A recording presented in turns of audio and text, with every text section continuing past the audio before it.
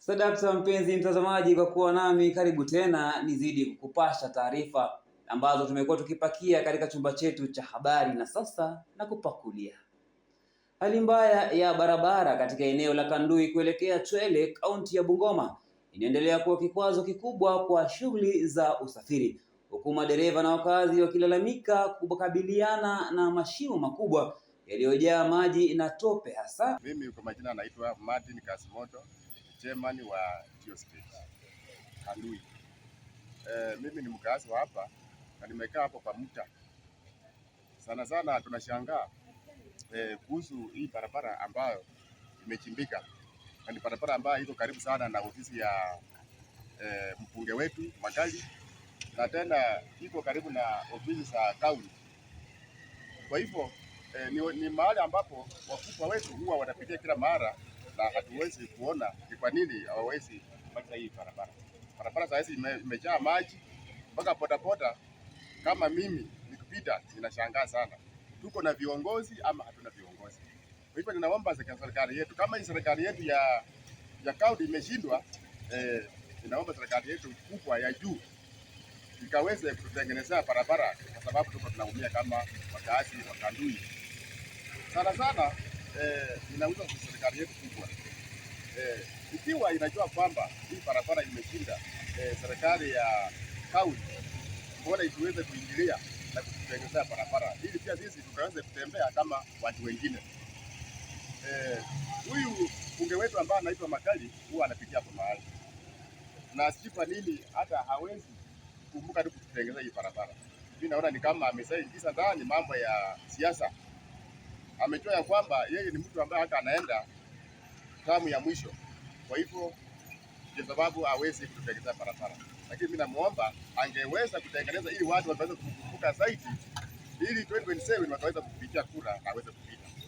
Kwingineko ni kuwa baada ya kurejea nchini kutoka ziara yake ya Azerbaijan, Rais William Ruto ameweka bayana vipaumbele vya serikali katika masuala ya uchumi na usalama wa kitaifa.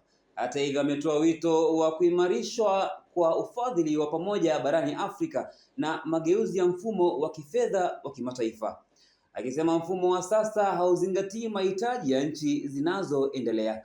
Amesisitiza kuwa changamoto ya makazi inayochangiwa na ukuaji wa kasi wa miji haiwezi kutatuliwa bila upatikanaji wa fedha nafuu na ushirikiano wa kimataifa.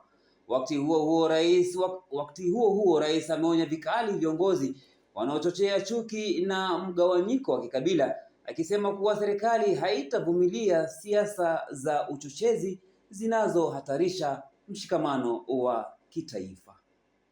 Mimi nataka niwahakikishie watu wa Pwani, munisikize vizuri. Mimi nimeamua ya kwamba hatutaki taifa ambayo imegawanywa kwa misingi ya ukabila na chuki na mambo ya kupiganisha wananchi. Taifa la Kenya ni taifa moja. We have enough to share amongst the people of Kenya. We do not have enough for anybody's greed, but we have enough to satisfy every Kenyan. Na ndio nimesema ya kwamba vile tulikubaliana na Mheshimiwa Raila Odinga, tukasema tunatengeneza serikali ya broad based, serikali ya kuunganisha Wakenya wote, serikali ya kuondoa ubaguzi, serikali ya kuondoa ukabila, serikali ya kuondoa chuki, serikali ya kuunganisha Wakenya wote na kuhakikisha hakuna sehemu ya Kenya, hakuna jamii ya Kenya itawachwa nyuma katika mipango ya maendeleo ya taifa letu la Kenya. Leo nasimama hapa kusema broad based imetufanya tukawa na maafikiano na tukawa na suluhu ya mambo ya mashamba na suluhu ya matatizo mengine ya taifa letu la Kenya. And I proudly say we are committed to making sure that broad-based government delivers to the people of Kenya. That is the spirit of unity, the spirit of working together, ndio itatusaidia twende mbele kwa pamoja. Taifa linapokaribia uchaguzi mkuu wa 2027, baadhi ya wakazi wa jimbo la Bungoma wamedai kuwa wapo tayari kujitokeza kwa wingi na kuwachagua viongozi watakaoleta maendeleo. wameongezea kuwa uchaguzi ujao ni fursa kuu ya kuwachagua viongozi mahiri, wachapakazi, wenye maono na watakaoleta mabadiliko humu nchini.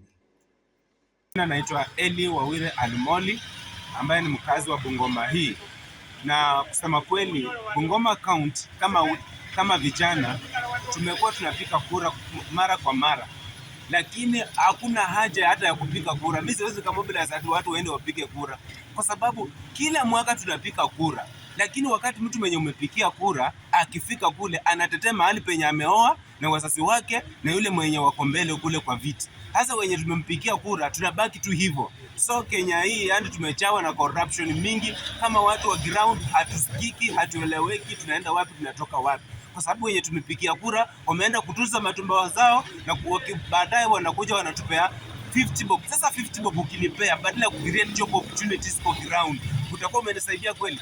Kwa majina Barasa Kennedy Wasike, huduma bodaboda hapa Tonic State, ikiwa kama maandishi. So kwa swala la vijana kuhusu mama na kulalamika kwa mtandao kwamba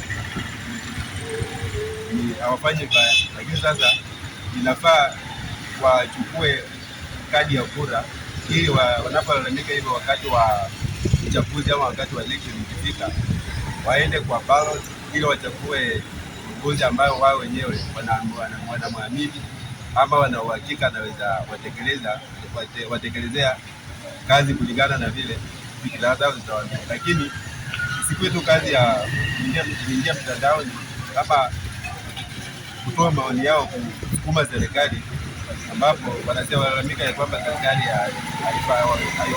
haiwaongozi kulingana na vile wanaelewa.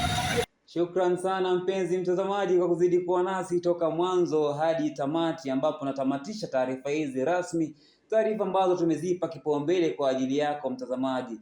Kwa niaba wale waliofanikisha taarifa hizi nasema shukran za dhati, na wewe ukita kambi kutizama taarifa hizo toka mwanzo hadi sasa, na kutakia Ijumaa isokuwa na wasiwasi wala bugdha yoyote. Kuwa na siku njema. Mimi ni Juma Ngetich.